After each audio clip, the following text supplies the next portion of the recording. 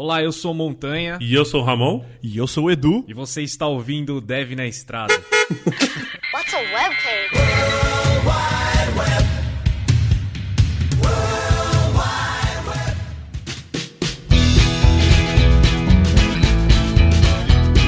Sejam bem-vindos a mais um Dev na Estrada. Hoje um episódio especial aqui sobre infra. Olha, vocês pediram, a gente tá falando de outros temas bem bacanas aqui no Dev na Estrada, né? E eu tô com uma galera sensacional aqui. Thiago Dias, se apresente aí. Olá, todo mundo. Olá, Edu. Agradeço o convite aí. Meu nome é Thiago. Eu trabalho no Get Ninjas. Trabalho com você, inclusive.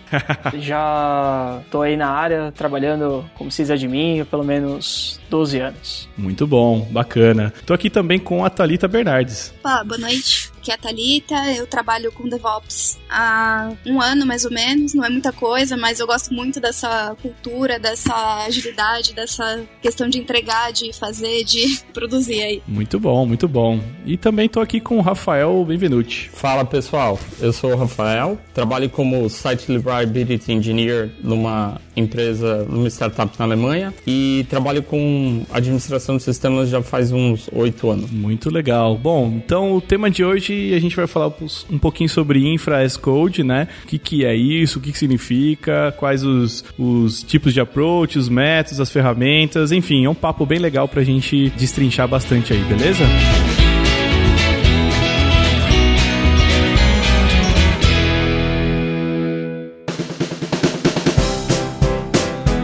Vamos para o nosso muralzinho, a sessão de recados. Vamos começar com os nossos patrocinadores da semana, que é a Alura, cursos online de programação, front-end, back-end e muito mais. Tem cursos de vídeo. Se você quiser se aprimorar nessa área de TI, entre lá em alura.com.br. Se você quiser um emprego novo na área de TI, você pode acessar a Revelo. As melhores empresas de TI para se trabalhar estão lá na revelo.com.br. Também temos um patrocinador essa semana, que é a VanHack.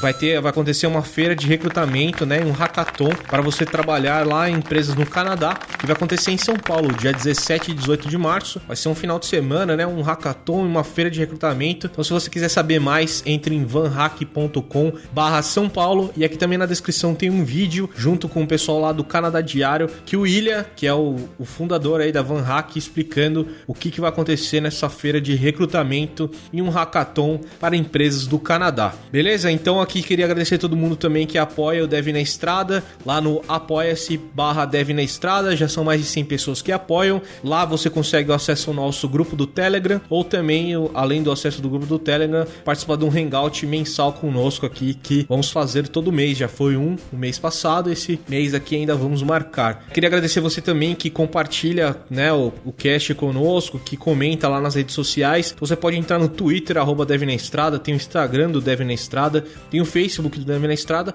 e agora também temos o YouTube lá do Dev na Estrada. Então, se você comentar com a gente, fazer perguntas ou até mandar um e-mail para nós, né, no feedback lá, o contato@devnaestrada.com.br, nós vamos fazer um vídeo, fazemos um vídeo de feedback que cai lá no YouTube. Vamos fazer mais vídeos, alguns vídeos de eventos. Então, se você gostar do conteúdo, entra lá em youtube.com/devnaestrada e se inscreva no canal. Então, vamos lá para a parte dos eventos. Nós estamos com os eventos frontinsampa.com.br, já tem lá o ingresso para se inscrever. Vai acontecer dia 14 de julho no Teatro do Hotel Max Souza Plaza, lá em São Paulo, né, obviamente. E temos também o Front in Campinas, olha aí, o primeiro evento desse formato Front in lá em Campinas, é frontincampinas.com.br. Entre lá e garante o seu ingresso também. Acho que o Front in Sampa já teve algum sorteio, não lembro. O Edu aí que pode confirmar no Twitter do Dev na Estrada, então segue lá o Twitter do Dev na Estrada, que vai ter sorteio de ingressos de eventos, tá? Tem também um evento novo aqui que é o CapConf, né, que é pela empresa que Contabilizei. Vai acontecer dia 13 de abril de 2018, aqui desse ano, lá em Curitiba. Então fique ligado aí,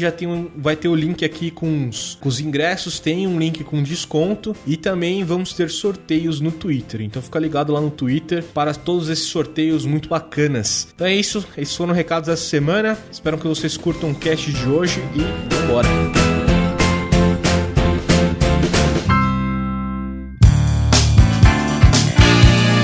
Bom, para começar o tema, né? Quem pode dizer aí pra gente aí o que é esse termo de Infra as Code que tá surgindo, não vou dizer que há pouco tempo, mas já há um tempinho, né? E tem bastante gente comentando. Enfim, o que vocês podem dizer pro nosso ouvinte aí, nosso ouvinte, sobre Infra as Code? Acho que infraestrutura como código veio aí para resolver um problema que nós, administradores de sistemas, ou a galera em geral que tinha que subir um servidor, instalar os pacotes, instalar os usuários, antigamente faziam, né? Eu lembro aí do tempo, quando eu tava começando na área, que a gente pegava um servidor, instalava lá o CDzinho do Linux, instalava o sistema operacional do zero, e aí depois descobria que tinha que fazer uma série de procedimentos para colocar esse servidor no ar, né?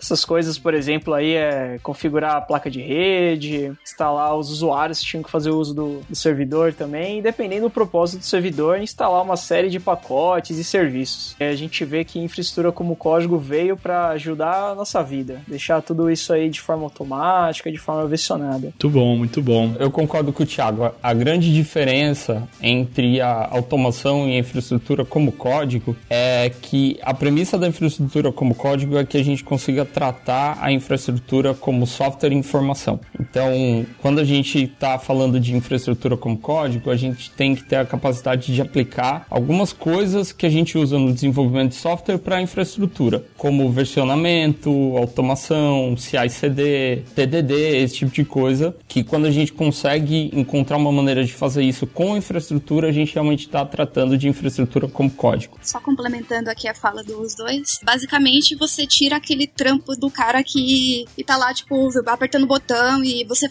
já coda tudo certinho, já faz as coisas todas certinhas, de forma que facilite mesmo, você pode reaproveitar isso futuramente, caso necessário. E aí, no caso, como vocês comentaram, né, tem sempre o trabalho de você provisionar data center e tudo mais, né? Eu tô falando data center, eu pareço velho falando isso ou é de boas, assim, tipo... Não fala isso não, porque senão como é que a gente fica aqui?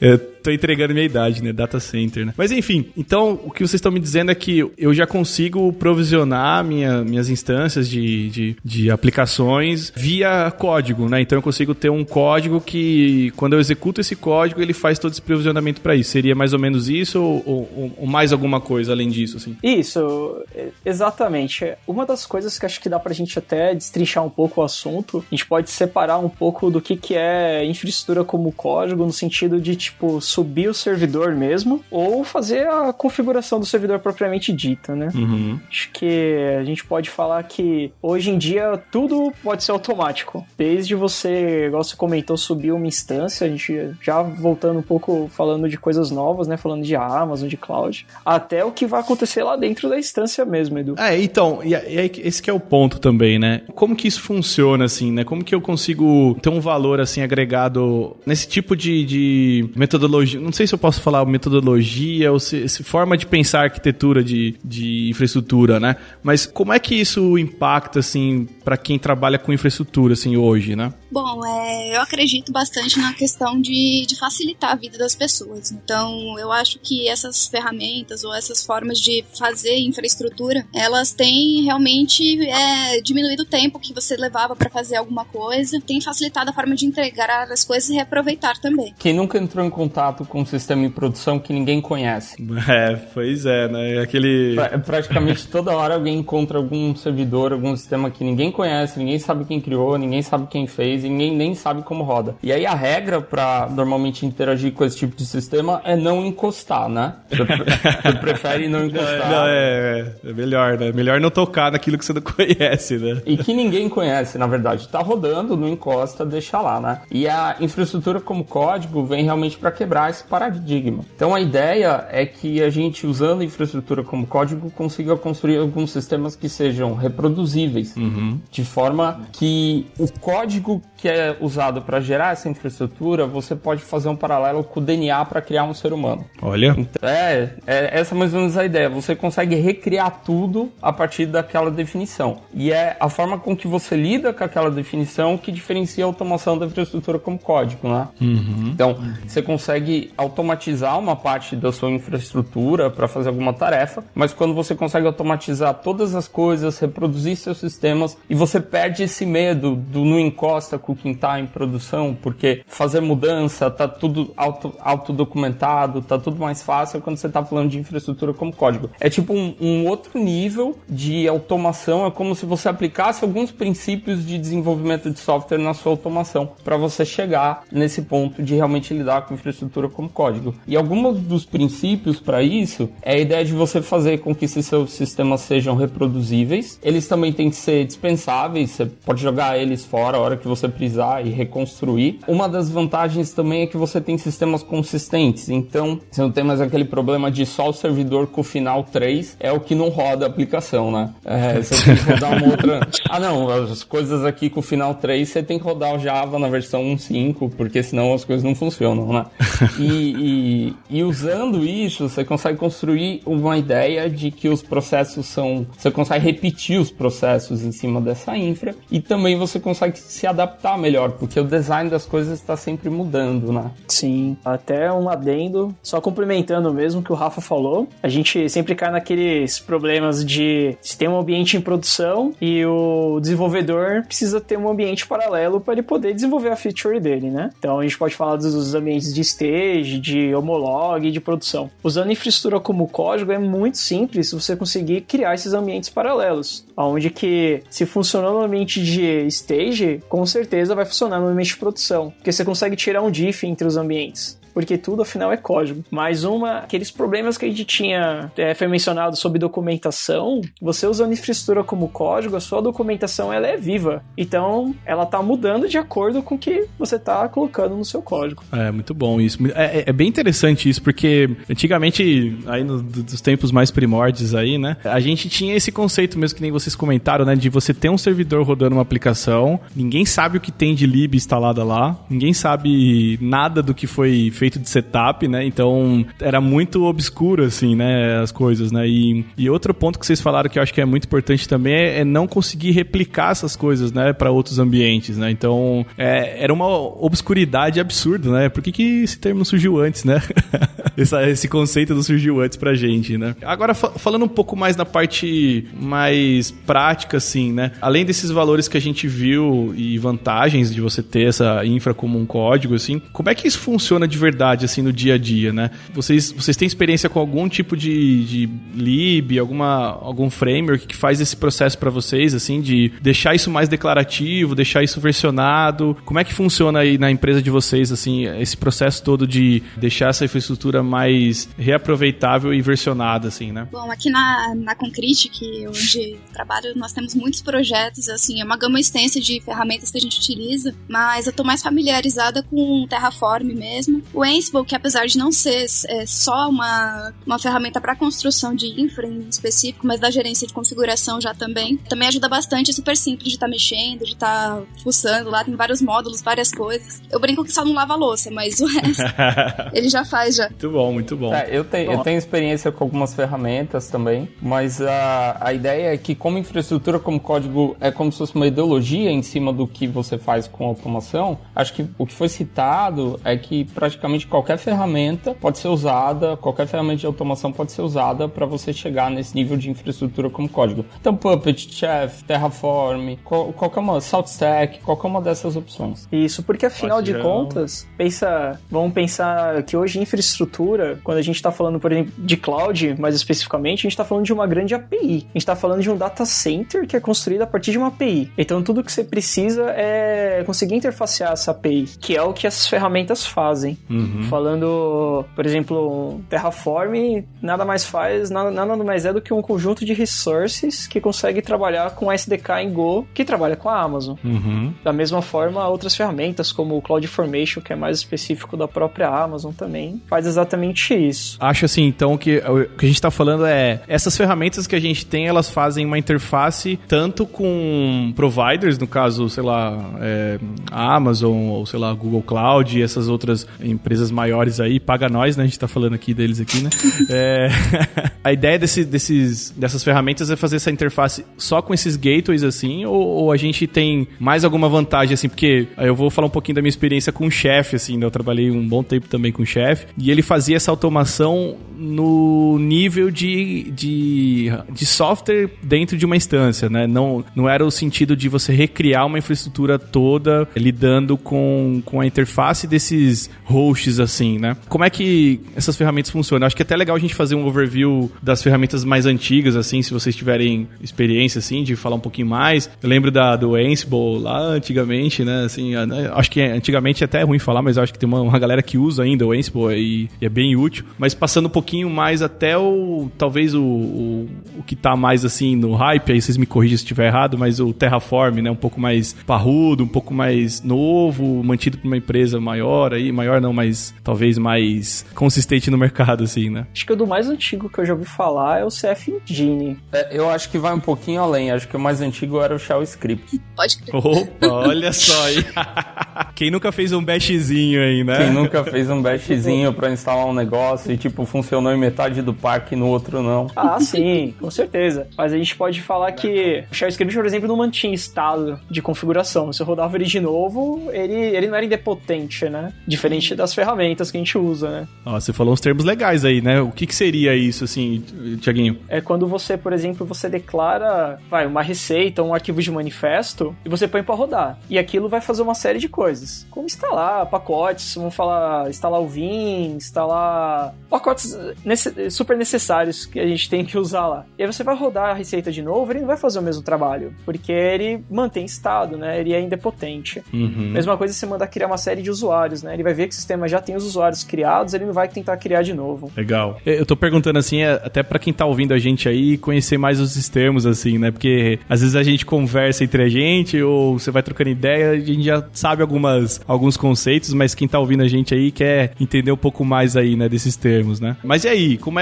é que isso evoluiu, né, do Shell Script até a gente chegar em ferramentas que já fazem toda essa interface com esses players grandes, assim, de host, assim, né? Então, você imagina que tinha um sysadmin mantendo 300 Shell Scripts para lidar com 10 mil máquinas naquela época.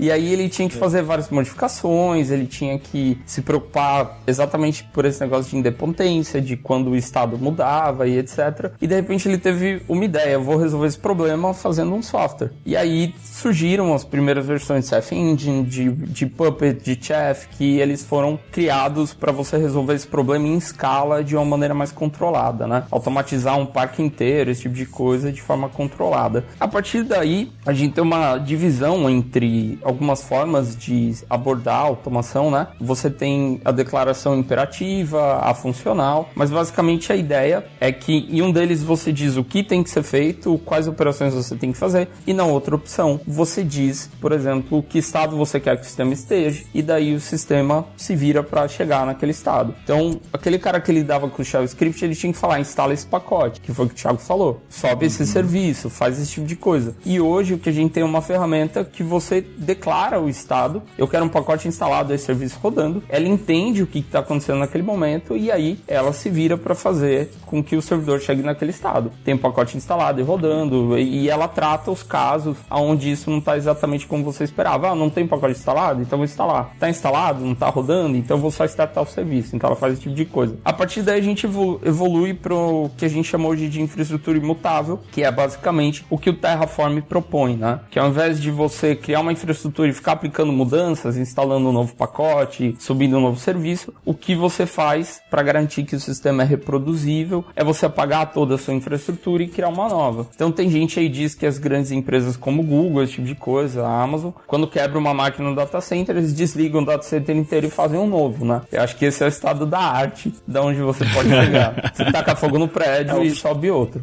Cara, eu como desenvolvedor, eu tenho um medo absurdo disso, né? Vocês estão ligados? Eu olho e falo, mano, vocês vão destruir, realmente, sério? A gente vai destruir a instância e subir do zero? Sério? Que nós somos assassinos de instância, né? Toda hora é matar a instância. Mas eu aprendi que você não pode criar como pet, então... Olha aí, ó. Você não pode dar um nome, dar carinho, porque depois você já tá pegado, aí quando dá um problema, você realmente vai ter que colocar a mão na massa de novo e não vai ser um processo muito rápido, nem nada do tipo. Ó, boa dica essa aí, boa dica, né? Não se apegar ao nome da Vocês dão nome também de... Como é que vocês nomeiam na empresa de vocês as instâncias aí? Ó, uma curiosidade aí, vai.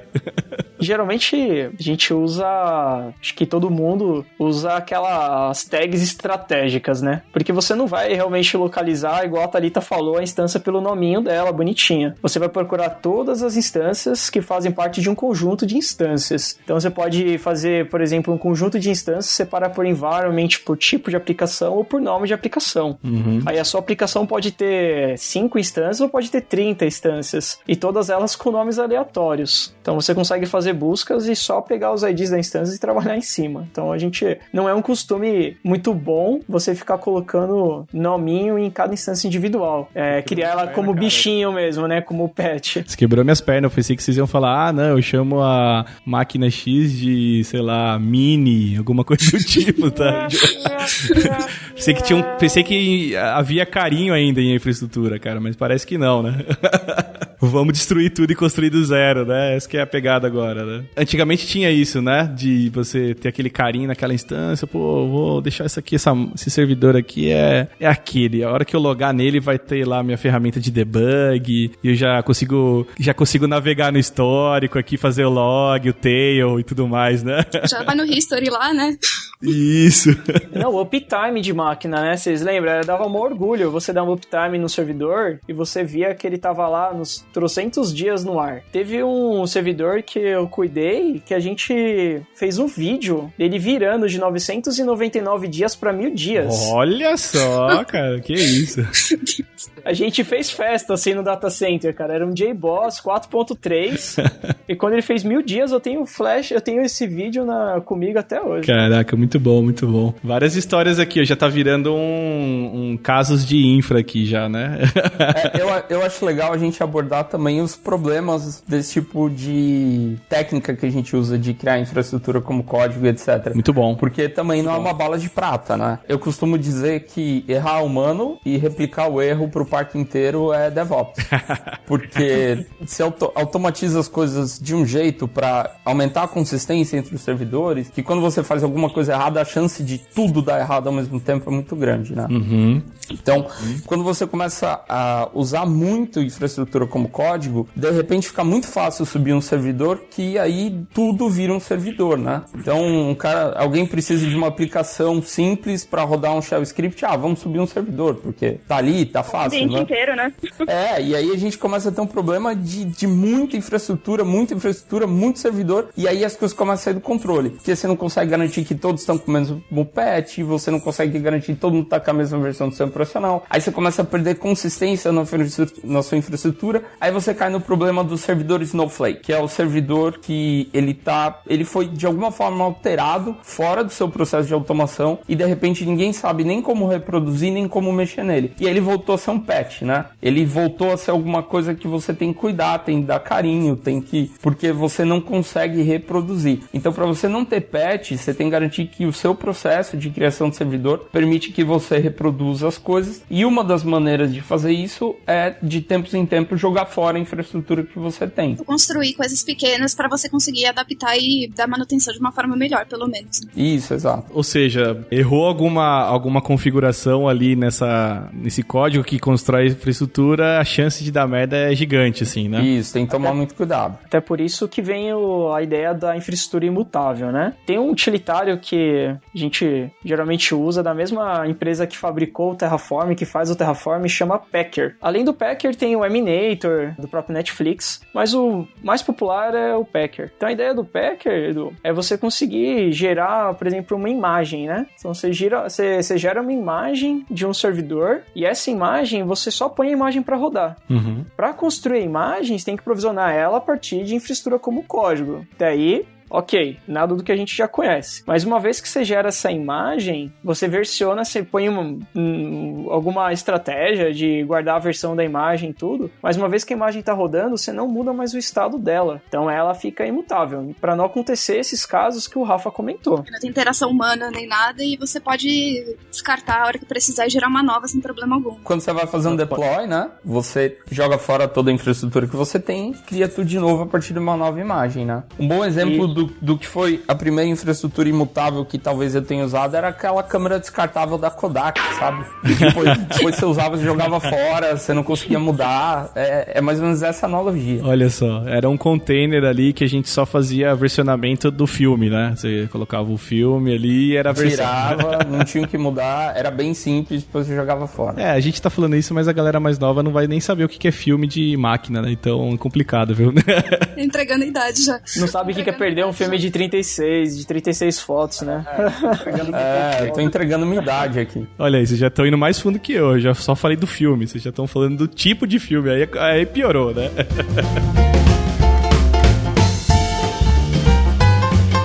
Pô, mas muito legal. E existem tipos, então, a gente já comentou aqui, né, mais ou menos, de tipos de versionamento, assim, né, de infraestrutura, né? A gente já falou um pouquinho do Shell ali atrás, do Puppet, do Chef, né? Qual que é o grande pulo do gato, assim, pra vocês, né, que trabalham mais com essa parte focada em infra, assim? Qual que é o lance hoje, né? Hoje, realmente, se a gente for olhar, assim, aí eu vou fazer um pouquinho de jabá e eu nem sou da HashiCorp, tá? Mas a galera tem usado realmente o Terraform ou a gente tem alguma alternativa, assim, que se equipare, né, ao Terraform nesse quesito de InfraCode, né? Foi uma boa pergunta. Eu só vou lembrar do CloudFormation mesmo. Tem outro cara que é o Troposphere, mas se eu não me engano o Troposphere, o Troposphere, na verdade, ele vai gerar CloudFormations. Então, eu só conheço o Terraform e o CloudFormation mesmo, Edu. Edu, eu acho que a questão é a seguinte, você pode fazer, porque o que é infraestrutura como código? A premissa é que você consiga, usando as ferramentas que você tem atualmente, aplicar um modelo de desenvolvimento de software em cima da sua infraestrutura. Então aí você está falando de ter arquivos de configuração, que é o DNA da sua infraestrutura, ter a capacidade de versionar esses arquivos, de fazer teste em cima do que você gera a partir deles, fazer talvez um pipeline de CI/CD em cima daquilo e etc. A diferença do Terraform é que ele já vem com essa cultura embarcada. Então, a forma de lidar com a infraestrutura usando Terraform já é um pouco mais direcionada para esses requisitos de infraestrutura como código do que as ferramentas da geração anterior, que a gente tá falando de Puppet, SaltStack, Chef, esse tipo de coisa. Então, você consegue aplicar esses métodos nos dois, só que essa nova geração ela já é um pouco mais direcionada, então fica mais fácil fazer esse tipo de coisa, né? Fica mais fácil fazer as coisas com as melhores práticas, da maneira mais atual, né? É que existem também, Rafa, né, aquelas ferramentas que se complementam, né? Então, por exemplo, vamos falar, o Terraform, ele pode gerar um grupo de autoscaling. Aí esse grupo de autoscaling tem as suas instâncias que quando subir, vão ter que rodar um outro processo, que seria, por exemplo, o provisionamento da instância em si, que é provisionamento de sistema, que é gerenciamento de configuração. Aí, além do Terraform, a gente teria que usar, por exemplo, um Chef, um Puppet, um Ansible. O Ansible faz os dois papéis, mas uma vez que a instância está no ar, ela tem que rodar aquele user data para poder compilar o estado de configuração. Aí é uma outra camada. Então, a gente vê que tem dois pilares de ferramentas. Você tinha até comentado sobre ferramentas declarativas e imperativas, né? Tem aquela ideia do Chef, quando ele for subir, você pode usar tanto um Chef Server quanto o autoprovisionamento da instância, onde que a instância ela sobe e começa a compilar o cookbook, as receitas que está usando. Boa. Isso é legal vocês comentarem também esses dois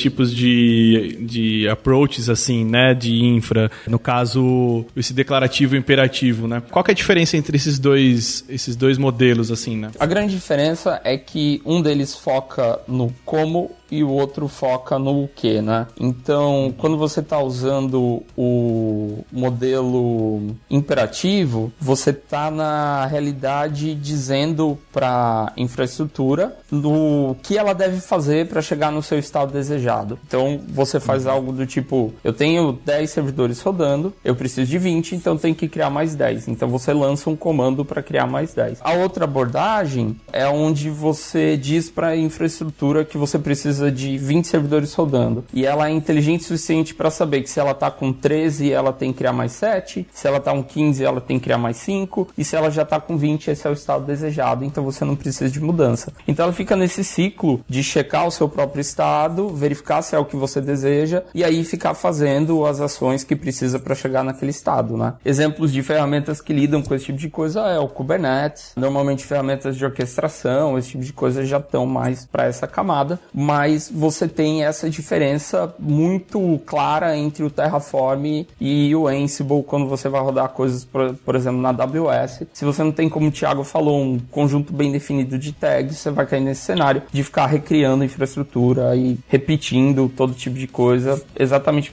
pela diferença entre esses dois conceitos. Na opinião de vocês, assim, né? Vocês acham que essa forma de pensar a infraestrutura, ela vem também um pouquinho da cultura DevOps, assim, né? De você ter um pouquinho ali da pegada de desenvolvimento para dentro da infra. E como é que é a relação de vocês, assim, com a galera de desenvolvimento, assim, quando você tem um tipo de abordagem como esse, né? De infra as code, né? Olha, tem uma relação bem, assim, bem próxima mesmo, porque DevOps é essa questão de entregar, de ser automatizado, de ser rápido, de não ter tanta interação humana. Assim, com relação aos devs e tudo mais, o pessoal, às vezes é um pouquinho difícil de entender essa questão de realmente, vou destruir tudo, vou reconstruir e tal, e nossa, vai funcionar mesmo. Funciona, gente.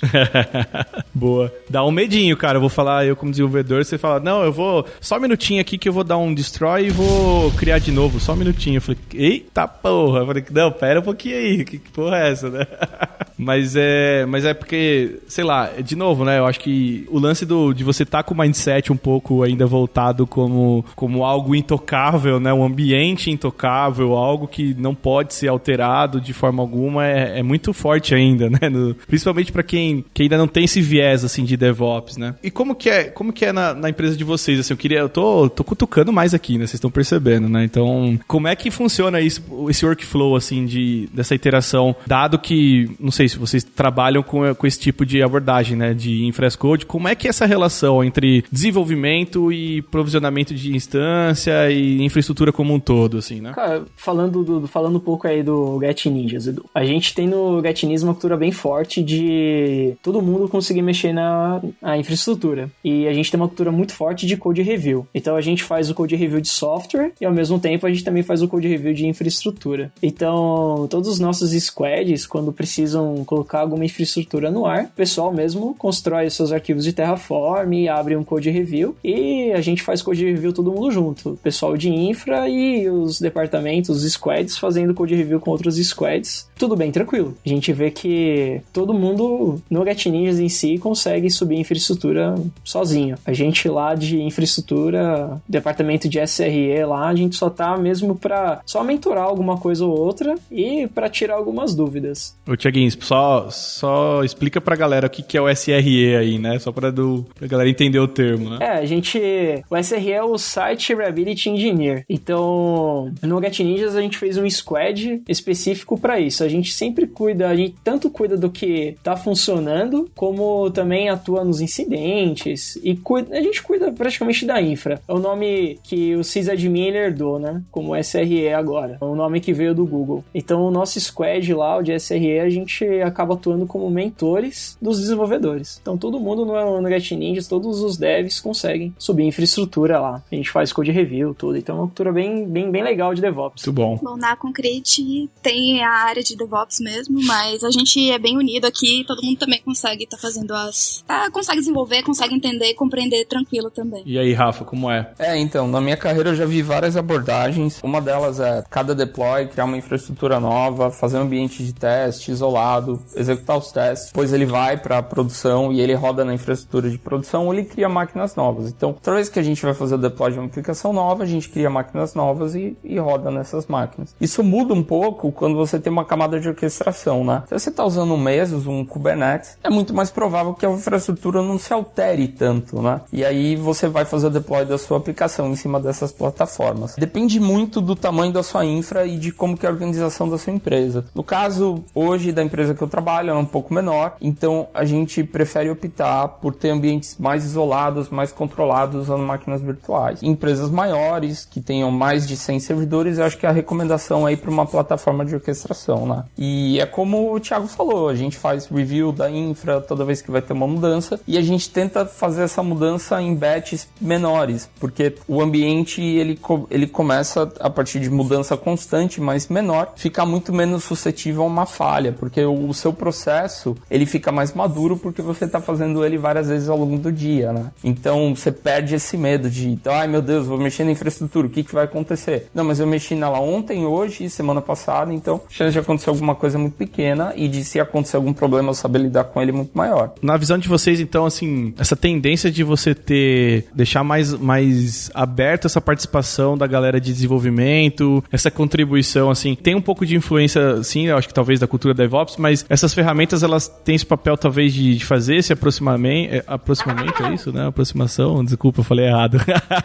Essa aproximação desses mundos de desenvolvimento com infraestrutura, ou vocês acham que vem de antes isso, né? Não é agora que a gente tá vendo essa colaboração entre os mundos, assim, né? Acho que essa cultura DevOps já tem um tempo, já acho que coisa de... Eu comecei a ouvir falar de DevOps em 2008. Uhum. Então, juntar todos os times, tanto desenvolvedores quanto infraestrutura, acho que todo mundo só tem a ganhar. Um exemplo disso foi que, falando do Get Ninjas em si, quando eu apresentei Terraform para os desenvolvedores, foi muito bom, para mim mesmo como profissional, porque entregar isso na mão de um dev só me ajudou, porque eu vi que o dev, ele tem um approach de reaprovamento de código, de conseguir... Ele, afinal de contas, ele é um desenvolvedor, né? Então ele sabe trabalhar bem como código. E muitas vezes a gente de infra não tem esse mesmo mindset do que um desenvolvedor mesmo, né? Por mais que a gente arranhe um pouco no desenvolvimento, não é igual. Então, o que eu percebi foi que mostrando essa ferramenta, apresentando essa ferramenta para a empresa, só agregou para mim mesmo, porque eu aprendi a desenvolver melhor na infraestrutura. Na visão de vocês, eu tô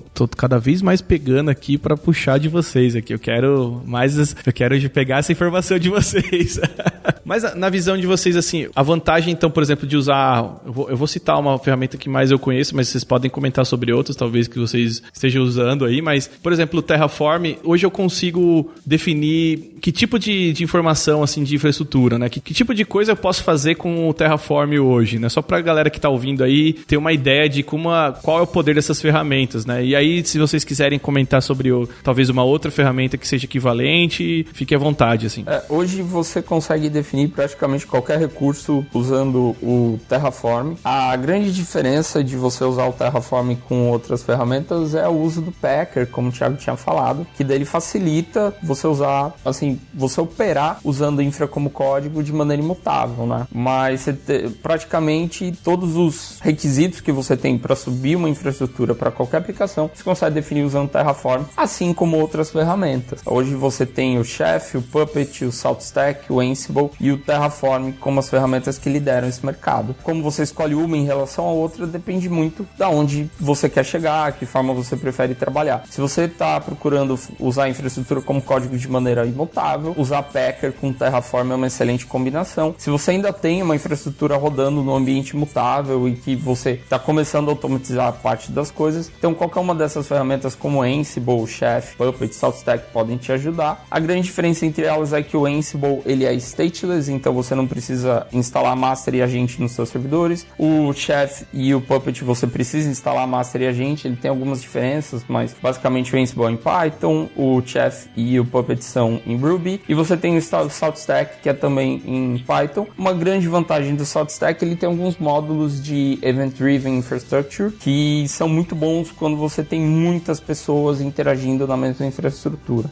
Com qualquer ferramenta, usando os procedimentos corretos, você está muito bem municiado de maneira de lidar com a infraestrutura e vai ter menos problemas. É saber se adequar ao cenário que você tem e a ferramenta que você tem também, né? Não dá pra você também, vou usar só Terraform, porque Terraform é mais legal que todas as outras. É saber o que usar, como usar e qual o momento certo de estar utilizando. Como o Rafa falou, realmente vai da estratégia da empresa, porque, por exemplo, uma das grandes vantagens do Terraform é que você pode trabalhar ele com multi-cloud. Então, se você está usando infraestrutura do Google, se você está usando o Amazon, se você está usando o Azure, o Terraform tem diversos resources que deixam você trabalhar com vários providers. Então, você consegue versionar uma infraestrutura que tanto vai subir na Amazon, como você pode subir uma infraestrutura que vai rodar em outro cloud provider. Até um adendo sobre estratégia de como você vai rodar a sua receita, vai rodar o seu código, existe aquela técnica de autoprovisionamento, que foi o que o Rafa comentou, que você consegue fazer a sua instância subir e ela se autoprovisionar sem usar um server. Então, muitas vezes isso é bem útil. O Chef, ele consegue fazer autoprovisionamento, o Puppet também consegue. O Chef tem um cara chamado Chef Solo, que você consegue falar pra ele, ó, baixa a receita, por exemplo, do S3. E aí ele baixa os cookbooks do S3 e ele consegue subir e fazer autoprovisionamento, sem necessidade de ter um server. A vantagem de você não ter o server é que você não tem um ponto de falha, que muitas vezes acontece do server engargalar tudo e a instância não sobe. Então, tem essas técnicas também, de autoprovisionamento ou de usar ambiente client-server.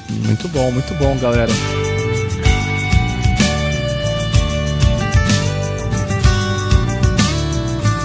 Bom, já ficou claro, né, que esse tipo essa forma de pensar, acho que infra, acho que tem N vantagens aí, a gente já destrinchou aqui no episódio. Então, se você estiver ouvindo esse episódio, tiver alguma dúvida, deixa no comentário aí pra gente, trocar uma ideia. A galera vai tá aí de olho nos comentários, nos tweets, pra poder responder quem tiver mais dúvidas, algo talvez mais específico. E eu queria agradecer a presença de vocês, obrigado pela disposição em participar desse episódio, e sempre que tiverem vontade de compartilhar qualquer coisa aí, falem com a gente aí que a gente tá sempre aberto aí, beleza? Beleza, Du, obrigado pelo convite. Obrigada pelo convite. Legal, Du, eu agradeço o convite. Valeu demais, gente. Olha, e assim, uma mensagem final que a gente pode deixar então, qual seria? Destrua suas instâncias sem dó? Alguma coisa do tipo, assim? Não se apega às suas instâncias. Muito bom. Beleza, então, pessoal, valeu demais e até o próximo Dev na Estrada. Muito obrigado. Valeu. Valeu.